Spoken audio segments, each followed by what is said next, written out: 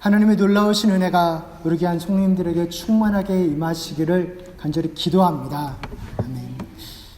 혹시 성도님들 중에 실수 안 하시는 분 계세요? 실수. 네. 제가 이번 주 월요일에 소망회를 됐다 주면서 학교에 프리케에 됐다 주면서 원래 이불을 같이 줘야 되거든요. 낮잠을 자야 돼서. 근데 이불을 안 갖고 온 거를 문 앞에서 안 거예요. 그랬더니 소망회가 안 들어가겠다고 그래서 실갱이를 하다가 결국 들어갔는데 잘 잤나는 모르겠습니다. 이렇게 어떻게 보면 나름대로 귀여운 실수도 있을 수 있지만 그 실수가 끔찍한 결과를 낳기도 하죠. 기사에서 봤는데 한 아빠가 아기를 안고 ER에 이머전시 룸에 들어간 거예요.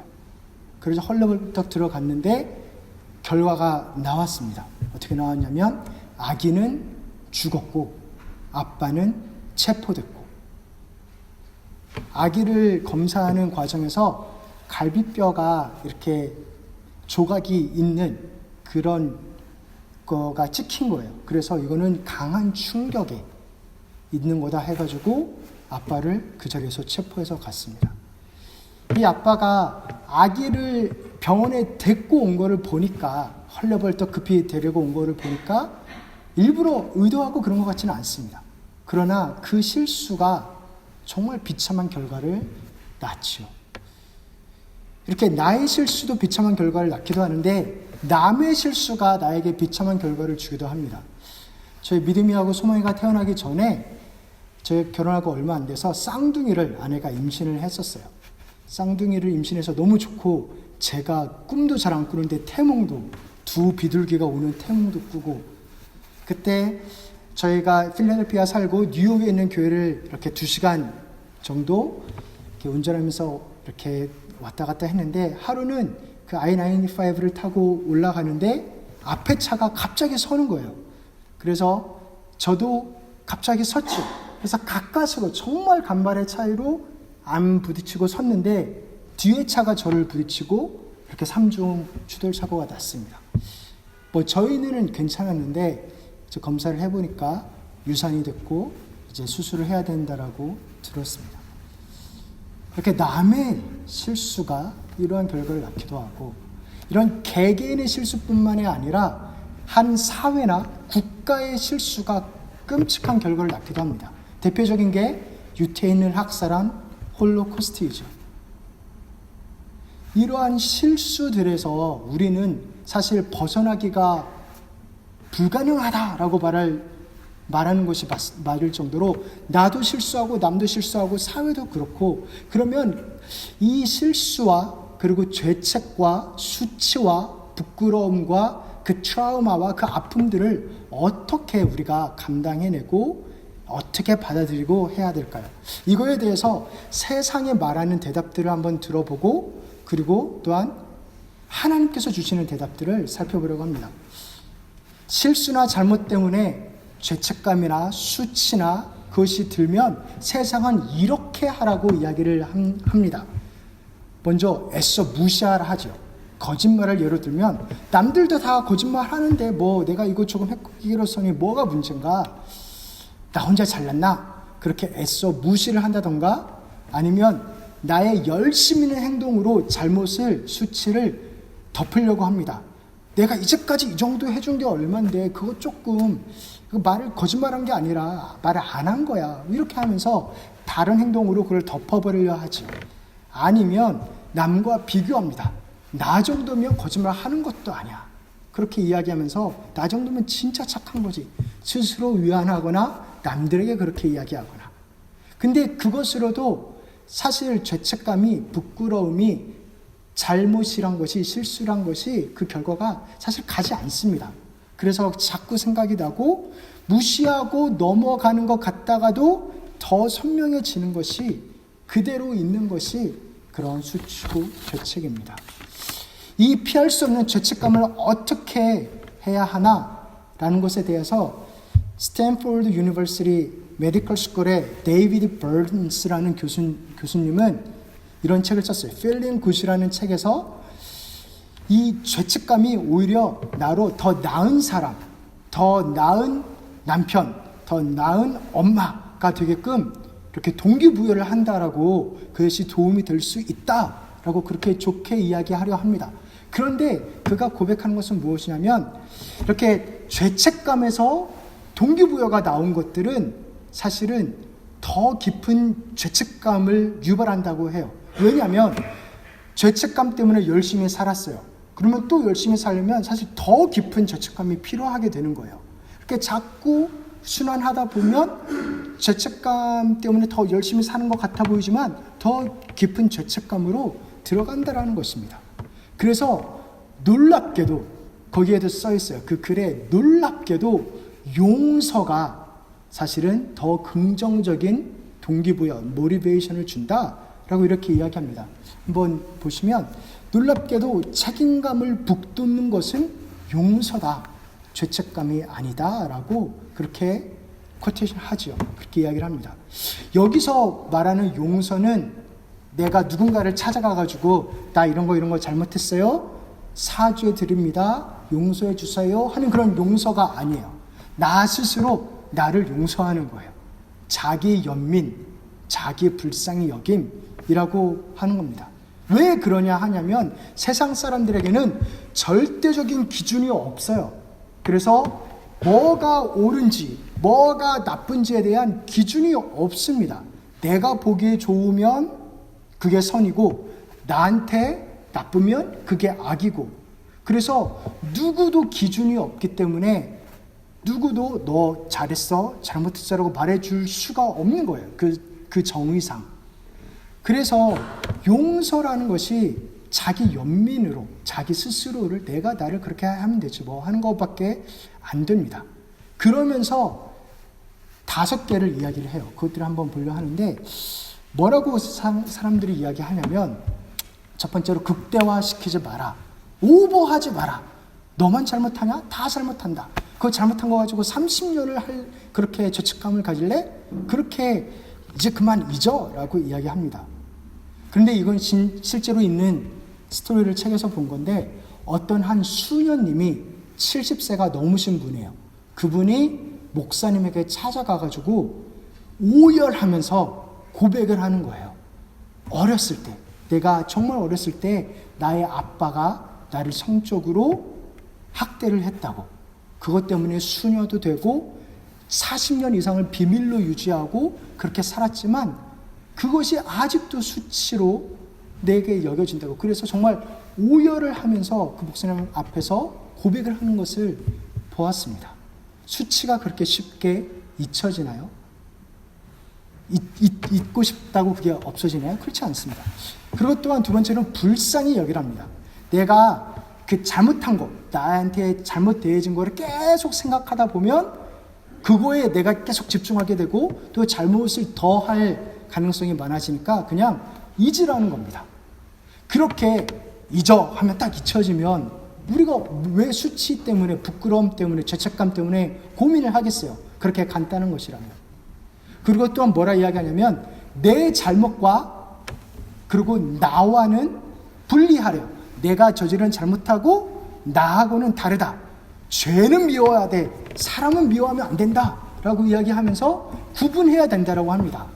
근데 아까 그 아기가 죽은 그 케이스를 보면 그분은 지금 이제 감옥에 있을 텐데 감옥에 앉아서 보면서 내 아기는 죽었고 가정은 이렇게 갈라졌고 그 결과가 내 눈앞에 있는데 어떻게 죄하고 나를 구분합니까?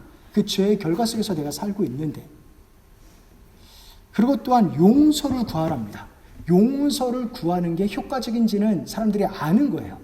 그게 누군가 용서를 구하는 것이 효과가 있더라 라는 것은 알긴 아는데 어떻게 구하라 하냐면 내가 잘못했다라고 생각하는 것을 다 용서를 구하지 말고 남이 나한테 잘못이다, 이거는 잘못이다 라고 이야기하는 것만 용서를 구하래요. 그렇게 내가 잘못한 것을 계속 축소시키라는 겁니다. 그러면 남들은 모르고 나 혼자만 아는 잘못은 어떻게 해요? 그거는 누가 해결해 줄 거예요? 그러면서 5번째는 어떻게 보면 조금 어이가 없는데 이것으로 뭐라고 하냐면 이 경험으로 무엇을 얻을까에 집중하라라는 거예요. 이 경험을 통해서 내가 무엇을 배우면 되지? 그거에 집중하라는 겁니다. 되게 이기적이죠. 너무 이기적입니다. 이 대답들이 어떻습니까? 나의 수치나 아니면 남이 나한테 준 수치나 죄책감을 해결을 합니까? 죄책감이란 단어를 한번 생각해 보면 죄가 있고 책임이 있고 죄에 대한 책임을 느끼는 감정입니다. 책임이 있는데 죄에 대해서 책임을 져야 되는데 그게 안 져지니까 느껴지는 감정이에요. 그래서 이 책임이란 단어를 한번 생각해 보면 혼자서는 쓸 수 없는 단어입니다. 꼭 나와 누군가의 관계 속에서 써야 되는 단어예요. 사랑처럼. 나 혼자 사랑한다고 그게 사랑이 아니잖아요. 그러니까 책임이란 단어를 쓰려면 꼭 나하고 남 사이에 약속이 있고 기대하는 것이 있고 근데 그거를 내가 어긴 거예요. 아니면 남이 어긴 거예요. 거기서 나오는 안타까운 감정들, 어려운 감정들을 해결이 안 되는 것, 그게 이제 죄책감이라는 것인데 이 세상의 대답들에는 이 남조차가 사실 없습니다. 내가 용서를 구하거나 아니면 나를 용서해 줄 사람 자체, 상대방이 없는 거예요. 이 답들을 보면 나 혼자 나를 불쌍히 여김으로 해결하라고 하니까. 그래서 이 죄책감을, 수치심을 해결하고 싶은데 결국에는 우리가 원하는 게 뭡니까? 결국에는 원하는 게 뭐냐면 받아들여지는 거예요. 너 괜찮아.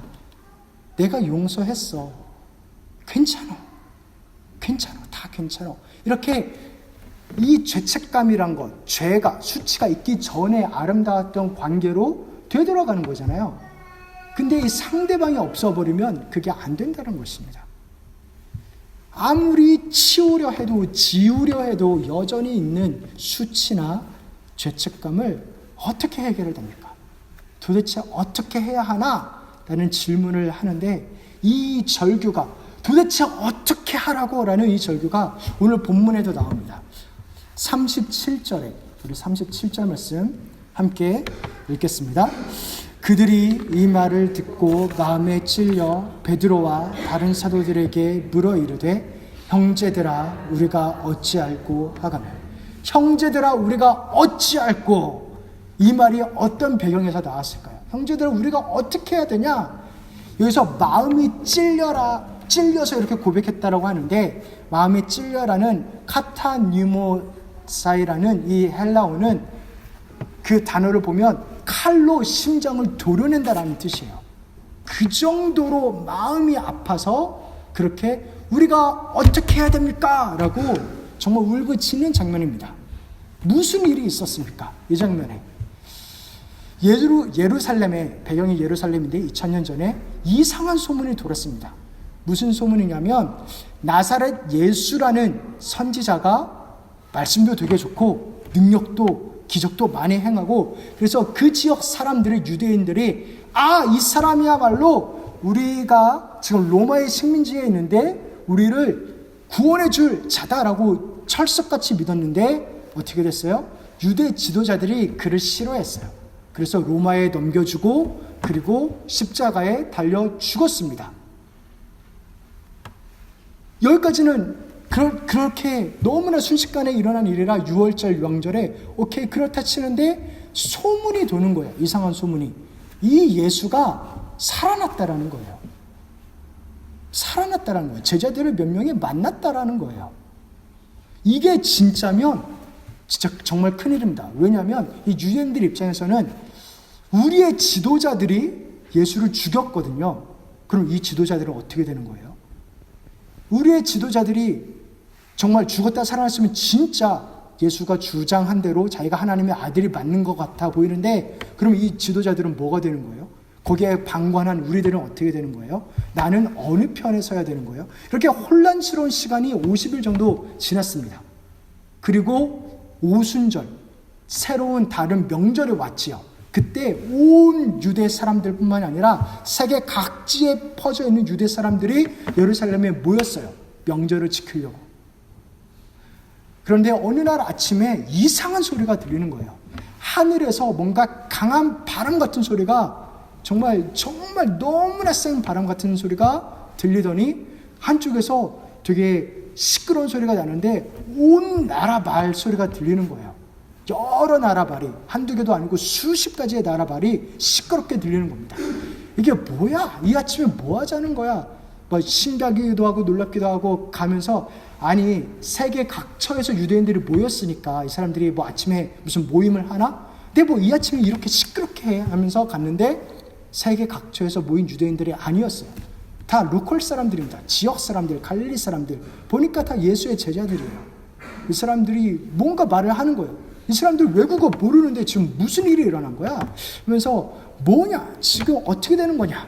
근데 더 신기한 거는 무엇이냐면 머리에 불 같은 게 있어요. 그런데 이 사람들이 타지를 않아요. 불이 있는데 타지를 않아요.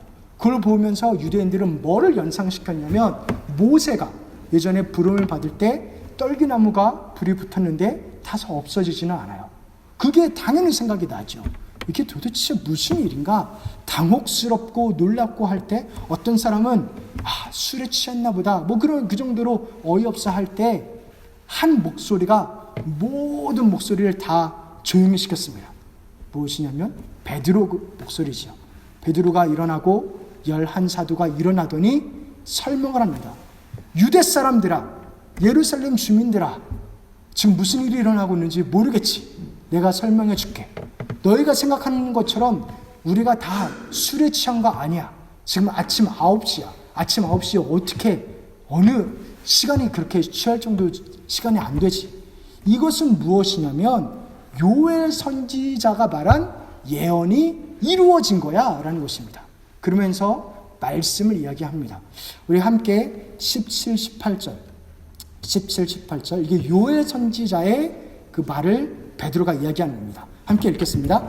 말세 내가 내 영을 모든 육체에 부어주리니 너희의 자녀들은 예언할 것이요 너희의 젊은이들은 환상을 보고 너희의 늙은이들은 꿈을 꾸리라.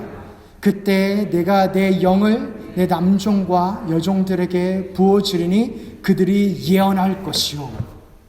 말세가 일어나면 영이 부어지는데 그러면 예언을 한대요. 남종, 여종 다 아비 자녀가 다.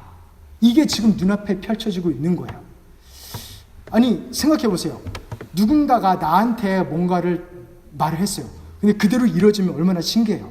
그것도 신기할 텐데 예전부터 가지고 있었던 예언이 바로 지금 이루어지고 있는 겁니다. 얼마나 신비하고 또 무섭기도 하고 그렇겠어요. 그리고 이 베드로가 계속 이어서 이야기합니다. 19절에 20절에 또 내가 위로 하늘에서는 기사를 아래로 땅에서는 징조를 베풀리니 그 피와 불과 연기로다. 되게 무섭죠. 무서운 말 합니다. 그리고 주의 크고 영화로운 날이 이르기 전에 해가 변하여 어두워지고 달이 변하여 피가 되리라. 이 광경을 딱 이 말을 듣자마자 유대 사람들은 딱 떠오른 게 있었어요. 무엇이냐면 예수님 십자가 못 박히셨을 때 하늘이 어두워졌거든요. 그때 무엇이 일어났냐면 해를 달이 가렸습니다. 그때 해를 달이 가리면서 온 땅이 어두워지고 그때 달이 핏빛처럼 빨간색으로 보였어요. 실제로. 그리고 지진이 일어났고 그리고 예수님이 여러 기적들을 행하셨고 그게 다 주마등처럼 지나가는 것입니다. 이런 게 정말 이 말씀대로 지금 바로 여기 일어나고 있는데 이게 무슨 의미라고? 도대체 뭐를 향한 사인이라고? 그게 뭐냐면 주의 크고 영화로운 날. 이게 뭐예요? 마지막 날, 심판의 날,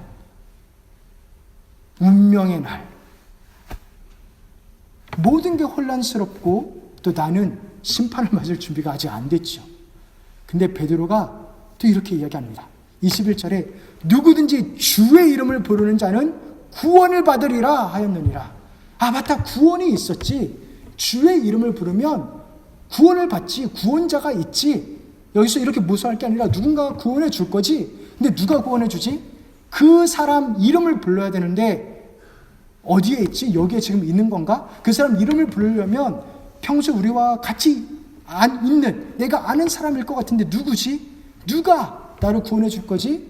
그렇게 궁금해하고 있는데 베드로가 뭐라고 하냐면 22절에 이스라엘 사람들아 이 말을 들으라. 너희도 아는 바와 같이 하나님께서 나사렛 예수로 큰 권능과 기사와 표적을 너희 가운데서 베푸사 너희 앞에서 그를 증언하셨느니라. 예수 이야기를 해요. 절대 듣고 싶지 않았던 이름 이야기를 합니다. 그러면서 다윗, 자기들이 존경하는 다윗 조상인 왕인, 가장 궁극적인 왕인 다윗이 예언한 것 두 가지를 이야기합니다. 그러면서 다윗이 두 가지 예언 중에 무엇을 이야기했냐면 25절에서 28절에서는 죽음을 이기고 살아난 예수가 구원자다. 죽었다가 다시 살아난 자가 바로 그 자가 구원자다. 근데 그분이 예수다.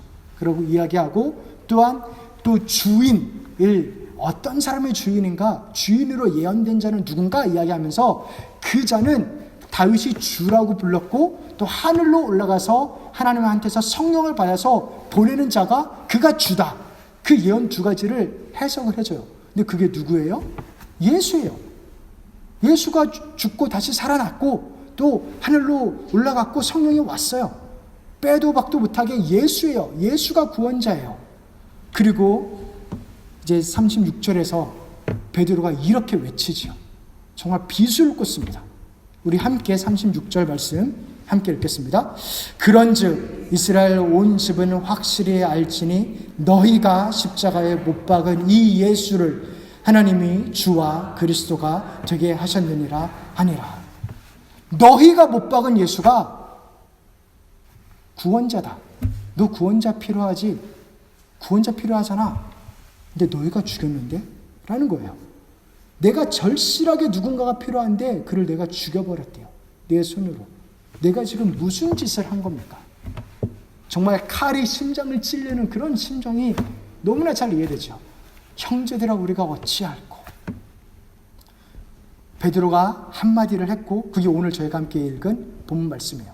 그 결과 제자들, 예수님의 제자들이 3,000명이나 더해졌어요. 그러니까 이 한마디가 효과가 있었던 거예요. 그죠? 그것을 무엇이라 그랬냐면 38절 제가 읽겠습니다. 베드로가 이르되 너희가 회개하여 각각 예수 그리스도의 이름으로 세례를 받고 죄 사함을 받으라. 회개, 세례, 용서를 이야기합니다. 회개하고 세례하고 용서. 우리가 익숙한 단어인데 이것을 우리가 잘 생각해 보길 원합니다. 특별히 예수 그리스도 이름으로 받는 죄 용서를 이야기해요. 이거는 일부러 사도 요한의 물세례, 사도 요한의 그 용서하고 다르다. 이건 본질적으로 질적으로 다르다라면서 비교하면서 예수 그리스도의 용서를 이야기하는 거예요. 즉 예수 그리스도 때문에 가능하게 된 새로운 시대, 열린 새로운 삶을 이야기하는 겁니다. 첫 번째로 예수님은 죄를 용서하십니다. 죄를 용서하십니다. 그것을 우리가 받아들여야 합니다. 우리의 수치와 죄책감을 어떻게 해결하나요? 죄책을 준 자가 죄책을 뺏을 수도 있어요. 우리가 결국 죄책감을 느끼는 것은 남에게 잘못한 것도 있지만 그 기준에 내가 부합하지 않고 그 기준에 남들이 나한테 부합하지 않아서 그것 때문에 죄책과 수치가 생기는 거잖아요. 그 기준을 누가 만들었어요? 그 책임을 누가 부여해요? 이 하나님이 만들었습니다. 그래서 하나님만이 그것을 해결할 수 있습니다. 이렇게 이야기할 수 있습니다. 나의 삶이란 하얀 도화지라고 생각을 해본다면 내가 더러운 거를 하얀 도화지에 붙였고 남들도 더러운 손으로 내 도화지를 망쳐놨습니다. 이것을 씻어야 되는데 내가 이 도화지를 하얗게 할 수 있나요? 없지요. 내 손이 이미 더러운데 남은요? 안 돼요. 거기도 더러운데요. 나나 너나 다 안 됩니다. 그런데 하나님은 할 수 있습니다. 왜냐하면 이 도화지를 주신 분이기 때문이죠. 근데 하나님이 어떠한 방식으로 이것을 해결하셨냐? 하나님이 인간으로 오셨어요. 왜냐하면 내가 인간이니까. 죄책감을 인간이 느끼거든요. 그래서 그 죄책감, 부끄러움, 수치를 자기 몸에 다 뒤집어 썼습니다. 그거에 대한 가장 상징적인 것이 무엇이냐면 예수님이 십자가에 못 박힐 때 벌거벗었어요. 어른, 33세 어른이 벌거벗은 채로 모든 사람 앞에서 못 박히는 그 수치와 치욕감으로 대표되는 그것 또한 주님은 버림받았어요. 나의 하나님 어찌하여 나를 버리시나이까. 내가 결국 수치 죄악 때문에 고민하는 게 남이 나를 버릴까잖아요. 그 버림을 받으셨어요. 나를 위해서, 나를 대신해서. 그런 와중에, 그렇게 십자가의 와중에서 주님이 무엇을 말씀하세요? 용서를 말씀하십니다. 너무나 놀랍죠. 그 와중에서 너 똑바로 살아라, 너 똑바로 살아야 돼, 그런 거 말씀 안 하시고 용서를 말씀하세요. 우리 함께 누가복음 23장 34절 읽겠습니다. 이에 예수께서 이르시되 아버지 저들을 사하여 주옵소서 자기들이 하는 것을 알지 못함이니이다. 모르니까 그런 거니까 용서해 주세요. 이것만 봐도 우리 주님은 용서하시는 분이에요. 용서하시는 분이십니다. 주님 우리 용서하시려고 이 자리에 오셨습니다. 내가 아무리 더러워도, 내 도화지가 더러워도 절대로 버리지 않아요. 주님이 한 방식은 뭐냐면 내 더러운 거를 본인 거 삼으시고 당신의 깨끗한 걸 우리에게 주셨어요. 그게 주님이 하신 거예요. 그렇게 한 게 주님의 용서입니다. 또한 우리가 받아들여야 되는 것, 베드로가 한마디 했는데 정말 그것이 사람을 바꾸놨던 그 말, 중요한 것이 무엇이냐면 두 번째로는 회개하고 세례가 있다는 것입니다. 회개를 내가 이렇게 똑바로 살아야지 하는, 윤리적으로 이런 건 잘 살아야지 하는 그 정도로 생각하면은 조금 아쉽습니다. 물론 그런 것도 있지만, 또 세례를 교육을 받고 이렇게 공개적인 자리에서 의식을 한 것 정도로 생각하면 그것도 아쉽습니다. 지금 베드로는 요한의 물 세례하고 일부러 비교를 하고 있어요. 예수님의 불 세례, 성령 세례를. 그러면서 예수님 때문에 가능해진 거라는 거예요. 그래서 이것이 무엇이냐면 아까도 말씀드렸지만 새로운 시대, 새로운 차원의 삶을 말합니다. 예수님이 왜 죽었나요? 예수님께서는 내 수치와 죄책감, 그 결과들을 다 떠안으려고 죽은 겁니다. 그 결과로. 수치와 죄의 결과를 본인이 지려고 죽은 거예요. 예수는 왜 살아났나요? 본인이 새롭게 살아나야 새로운 삶이 시작이 되거든요. 새로운 삶이란 게 목표가 생기고 지향점이 생기고 소망이 생기는 거거든요. 왜 성령을 보내셨어요? 예수님 혼자만 새로운 삶을 살면 어떻게 해요? 예수님과 나를 한 몸으로 묶기 위해서 성령이 오신 거예요. 그래서 예수님, 하나님 나라에 나를 입양시키려고 수치를 가져가고, 그래서 지난주 설교에 그 이야기로 좀 표현을 하면 우리가 삶의 의미를 찾고 그래서 삶의 이야기를 사실 지어낸다 했죠. 다들 내 이렇게 부끄러운 거를 가리려고 이런 멋있는 거를 지어내고 이런 죄책감을 가리려고 이런 정도도 있어라면서 내 삶의 의미를 지어내고 찾으려고 하는 것에서 예수님이 아니야, 너 그럴 필요 없어, 그런 게 아니야 라고 하면서 이미 너는 하나님 나라의 이야기에 속해 있단다, 내가 여기에 있고 너와 함께 있다, 너는 사랑받는 신부고 나의 소중한 자녀다 라고 그렇게 나를 발견하는 것, 그거를 하려고 오신 겁니다. 마치 무엇과 같냐면 연기를 하는 한 학생이, 연기를 지망하는 학생이 혼자 거울을 보면서 열심히 연기를 해요. 그 정도 하다가 내가 잘하는 건가? 잘못하는 건가? 계속 이렇게 나락으로 스스로 떨어지다가 갑자기 브로드웨이의 주인공이 된 것과 같은 거예요. 그것보다 훨씬 충격적인 게 이겁니다. 사랑하는 성도 여러분, 회개는 나보다 하나님을 더 크게 보는 것입니다. 행동하는 것도 있지만 기본적으로는 내가 바라보는 게 바뀌는 겁니다. 내 잘못보다는 하나님의 용서와 나를 향한 사랑이 더 믿어지는 겁니다. 그래서 착하게 살아야지 그 정도가 아니라 내 인생을 바라보는 눈이 바뀌는 겁니다. 그게 회개입니다. 그렇게 옛사람이 죽고 새로운 삶을 사는 게 세례의 의미입니다. 그래서 박영선 목사님이라고 계세요. 제가 정말 존경하는데 그 박영선 목사님이 이런 말을 했어요. 인생은 풀어야 될 숙제가 아니라 뭘까요? 풀어야 될 숙제가 아니라 걸어가야 할 여정이다. 인생은 풀어야 할 숙제가 아니라 걸어가야 할 여정이다. 우리는 숙제라고 생각하잖아요. 내가 이것을 잘 해내고 내가 쓸모 있은 것을 보여야 돼. 증명해야 돼. 이거를 딱 풀어내가지고 겉바다는 쓸모 있어. 겉바다는 중요해. 그렇게 하나하나 풀어내는 걸로 생각을 합니다. 그렇게 인정받으려고, 나를 증명하려고. 근데 풀어야 될 숙제가 아니라는 거예요. 무엇이냐면 이미 나는 용서와 사랑과 받아들여짐을 받았고 예수님의 내 옆에서 함께 걷고 있다는 것입니다. 여행을 생각해 보면 어딜 가냐도 중요한데 정작 중요한 거는 누구하고 같이 가냐죠. 누구하고. 히말라야 산맥을 가도 누구랑 같이 가느냐. 아니면 남산 그렇게 조그만 거를 가도 누구랑 가면은 별로 가기 싫기도 하고. 누가 그렇게 중요합니다. 장소보다. 오죽하면 다들 혼자 다니시겠어요. 그 누가 없어서. 누가 싫어서. 그런데 그 여행 중에 때로는 예상 못한 그런 어려움을 만나기도 합니다. 그런 것이 있기도 하지만 이겨내면 재밌는 게 여행이죠. 낯선 것을 받아들이고 또 그거를 이겨내고 새로운 것을 경험하고 모험을 하고 스릴이 있고 그런 게 여행입니다. 그래서 옆이 든든하면 내가 같이 가고 있는 이분이 든든하면 어떤 여행이도 재밌습니다. 그런데 혼자이거나 아니면 옆이 아주 쓸모없으면 어딜 가도 별로겠죠. 우리는 우리의 인생의 여행에 길을 잃을 리가 없습니다. 주어진 하루를 그냥 걷기만 하면 되는 것입니다. 또 마지막으로 성령을 주셨습니다. 성령을. 우리 38절, 39절 말씀 함께 읽겠습니다.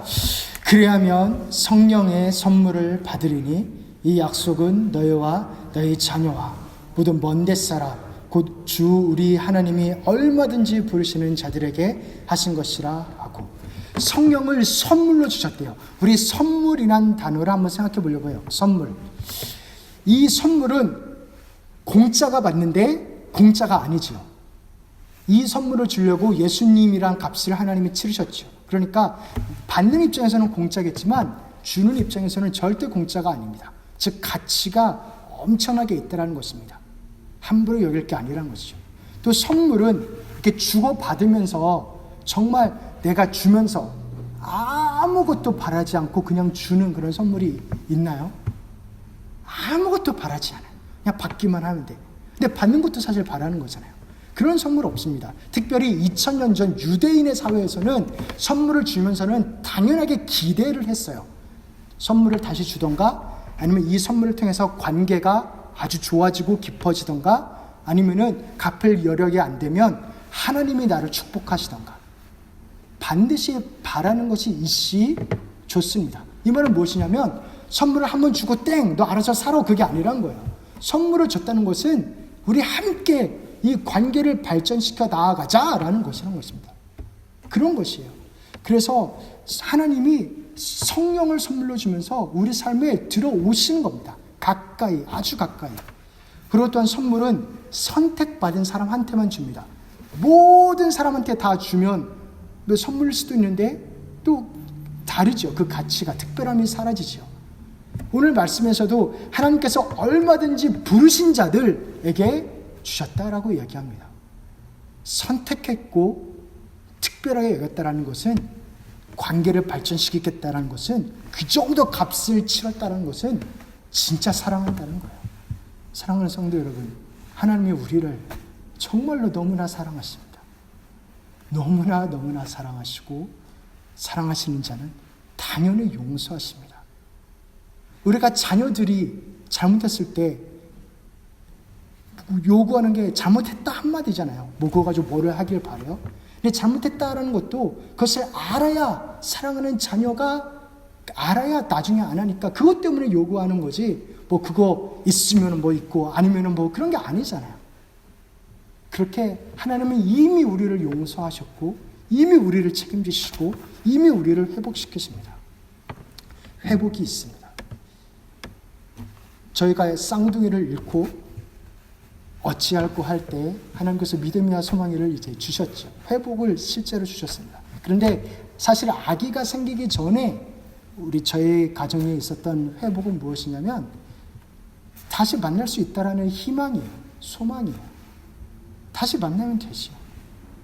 그리고 우리에게 아픔이 아니면 그 실수에 대한 아픔이 부끄러움이 죄책감이 분명히 있는데 현실인데 그게 다가 아니고 진정한 용서와 거기에서 오는 자유, 회복도 분명한 현실이다 라는 것. 그 현실, 그것이 나를 소망하게 한다라는 것. 그렇게 그것을 붙들게 하며 회복시키셨습니다. 베드로가 이렇게 설교를 마무리하죠. 41절 42절에 그 말을 받은 사람들은 세례를 받았어요. 이날에 신도의 수가 3,000이나 더하더라. 그들이 사도의 가르침을 받아 서로 교제하고 떡을 떼며 오로지 기도하기를 힘씁니다.